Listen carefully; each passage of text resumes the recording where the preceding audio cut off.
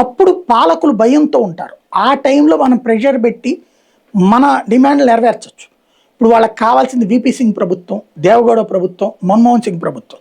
ఇప్పుడు ఈ యోగేంద్ర యాదవ్ అనేవాడు ఉన్నాడు, ఇదివరకు ఆమ్ ఆద్మీ పార్టీ నాయకుడు. వాడు ఈ సోరోస్ బ్యాచ్. అంటే సోరోస్ ఒక్కొక్క దేశంలో ఓ 10-15 మందిని తయారు చేస్తుంది. మేధావులని వాళ్ళకి అంతర్జాతీయ అవార్డులు ఇస్తుంటుంది. ఈ అంతర్జాతీయ అవార్డులు పుచ్చుకున్నారంటే సంథింగ్ ఏదో అని అర్థం. అమెరికా నుంచి అవార్డులు పుచ్చుకున్నా, చైనా నుంచి అవార్డులు పుచ్చుకున్నా వాళ్ళు మన మీద ప్రేమతో ఇవ్వరు, మన దేశానికి వ్యతిరేకంగా తయారు చేయడానికి ఇస్తారు. యోగేంద్ర యాదవ్ అనేటటువంటి అతను మాట్లాడిన మాట ఏంటి? నిన్న అభిజిత్ దుప్కే కూడా మాట్లాడాడు. ఏమని? ఎన్నికలు మేము ఒక రాజకీయ పార్టీ పెట్టి నడిపి ముందుకు వెళ్ళాము అనుకోండి, ఆ తర్వాతన సిబిఐ ఈడీలు ఇట్లాంటి పట్టుకుంటారు, వాళ్ళలో ఏ లోపాలను ఎతికేసేసి.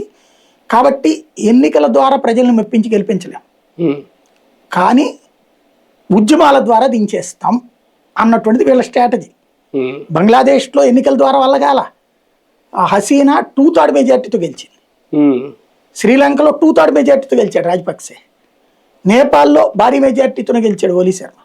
కానీ ఈ 3 చోట్ల కూడా ఎన్నికలలో ఇట్లాంటి ప్రభావాలు చేశారు మీడియాలు, ఇవన్నీ కూడా వర్కౌట్ కానప్పుడు ఇట్లాంటి ఉద్యమాల ద్వారా చేస్తున్నారు.